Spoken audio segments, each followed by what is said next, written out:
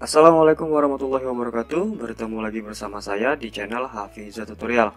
Oke, kali ini saya dapat servisan handphone Redmi Note 4 ya guys. Untuk chipsetnya ini MediaTek atau MTK.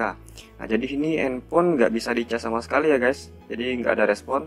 Nah, di sini bisa Anda lihat ya, nggak ada lampu indikator yang hidup ya. Oke, di sini saya akan coba tes di handphone yang normal. Nah, di sini bisa kita lihat ya guys ya, lampu indikatornya hidup dan ada lambang baterainya juga ya. Oke, bisa kita lihat lagi di handphone Redmi Note 4-nya. Saya coba cas kembali ya. Nah, di sini nggak ada respon sama sekali atau nggak ada muncul notif lampunya ya guys ya. Oke, di sini coba saya goyang-goyangin dulu di bagian USB-nya, apakah dia muncul atau enggak ya. Nah, di sini sudah saya goyang-goyangin USB-nya, tetap nggak muncul ya guys ya. Oke, disimak aja video saya selanjutnya.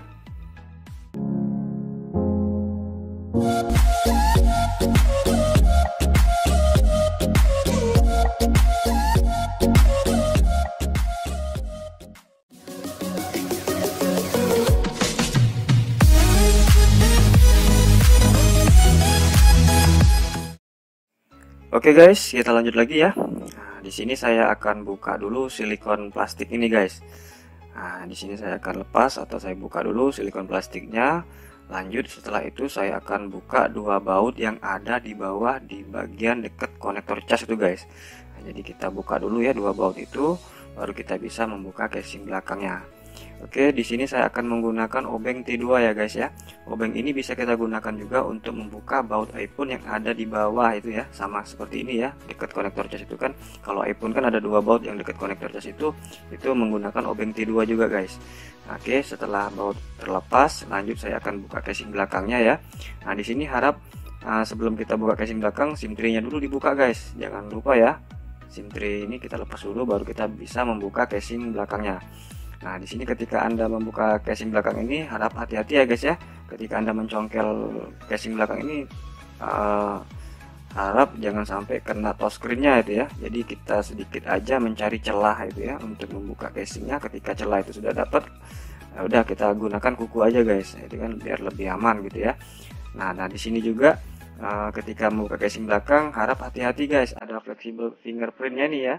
Jadi di sini kan ada fleksibel atau kabel fleksibel ini ya, ketika Anda nggak tahu ataupun ketika Anda lupa password pada saat Anda menarik casing itu, takutnya fleksibel itu terputus guys.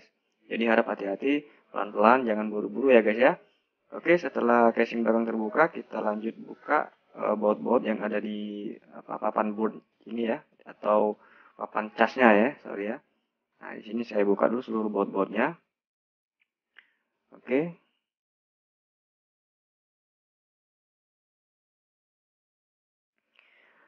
Oke, setelah baut-baut terlepas, saya buka ataupun saya congkel ini ya, penutup ini ya, bagian buzzer itu ya. Nah, sebelum saya buka konektor casnya juga, di sini saya lepas dulu soket baterai ini guys. Soket baterai ini saya lepas dulu ya. Oke, setelah soket baterai saya lepas, lanjut saya lepas soket fleksibel bagian papan casnya guys. Nah, di sini juga saya ngelepasin fleksibel bagian touchscreen guys. Nah, di sini kan harap hati-hati ketika Anda melepas ataupun menarik kabel fleksibel touchscreen ini ya. Ini harap hati-hati jangan sampai putus ya guys ya. Kalau misalnya putus fleksibel ini nanti takutnya touchscreen nggak berfungsi lagi guys. Oke, setelah fleksibel touchscreen ini lepas, lanjut kita buka dulu kabel antena ini guys. Nah, soket kabel antena kita lepas dulu. Setelah itu kita lepas papan ataupun board bagian cas ini guys. Kita lepas dulu. Nah, di sini kan agak susah guys. Jadi saya agak kesusahan ketika saya membuka papan ataupun board bagian cas ini guys. Nah, karena ini kan masih belum pernah bongkar ya, maksudnya masih perawan, jadi agak susah guys. Karena masih lengket itu ya, double tipnya masih kuat. Nah, di sini juga saya mencongkel ini pakai pinset guys. Ini saya bantu juga pakai blower supaya lem ataupun double tip ini kan mudah dilepas ya. Nah, di sini hati-hati jangan sampai patah ya guys ya, papan ataupun board cas ini ya.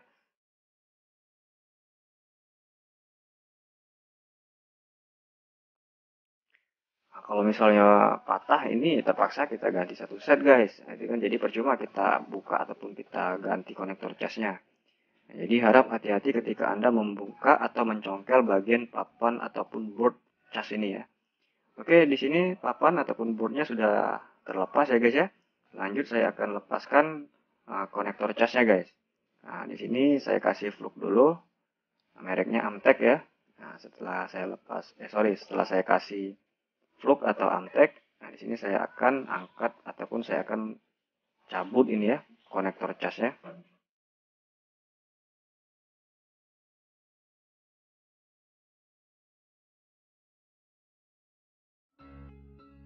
Oke, setelah konektor cas saya lepas ataupun saya cabut ya, ini lanjut saya akan ganti konektor cas yang baru ya guys ya. Nah ini sebelum saya pasang ke PCB-nya ini atau ke papannya ini, saya kerik-kerik dulu guys di bagian kaki yang ada 5 pin ya.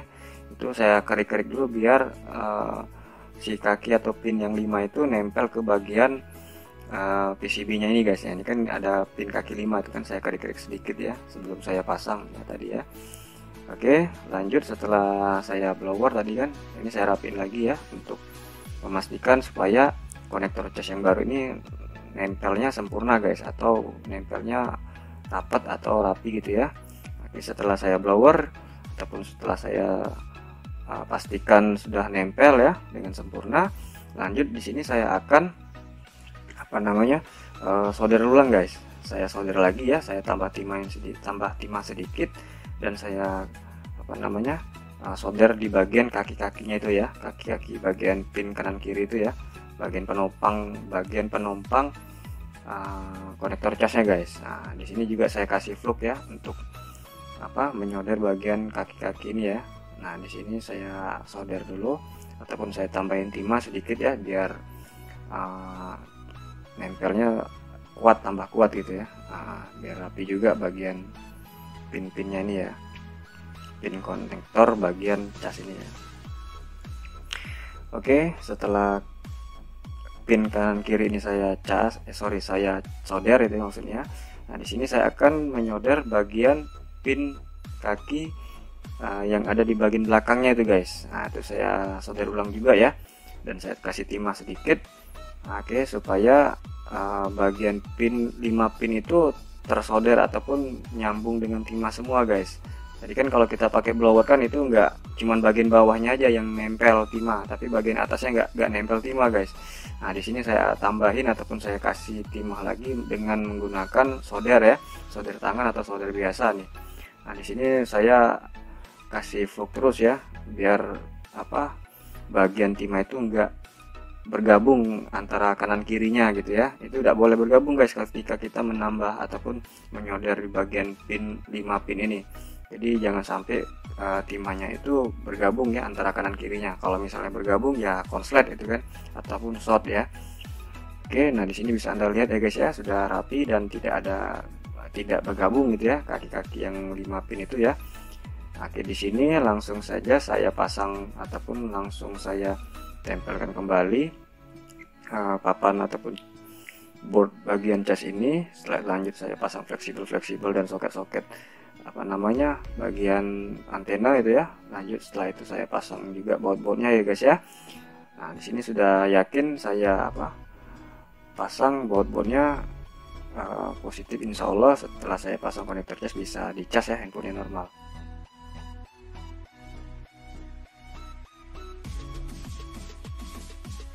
Alhamdulillah ya, bisa Anda lihat ya guys ya, ketika saya cas ini sudah ada muncul respon ataupun indikatornya sudah muncul ya. Di sini saya akan coba tes dulu. Ini kan 3% ya guys ya, indikator awalnya. Oke, di sini bisa Anda lihat ya notifnya sudah nambah 1%. Alhamdulillah jadi 4% ya guys ya. Artinya ketika kita cas ini sudah nambah guys. Oke, jadi nggak ada trouble lagi ya untuk bagian casnya. Lanjut aja saya pasang seluruh baut-bautnya. Oke, setelah baut-baut terpasang, oke lanjut saya coba tes lagi cas ya. Nah di sini bisa Anda lihat ya, tadi kan 4% guys ya. Nah, oke bisa Anda lihat di sini ya. Nah, saya juga langsung hidupkan guys untuk memastikan apakah handphonenya ketika hidup itu bisa nambah gitu ya posisinya. Nah itu kan 4% ya guys ya. Kita pastikan dulu, kita cas dulu ya beberapa menit untuk memastikan bahwasanya proses pengecasannya bertambah gitu ya. Nah, di sini ada penambahan 2% ya guys ya. Alhamdulillah ya, sudah normal ya. Untuk masalah casnya sudah bisa kita pakai ya. Oke. Alhamdulillah. Terima kasih telah menonton. Semoga bermanfaat. Wassalamualaikum warahmatullahi wabarakatuh.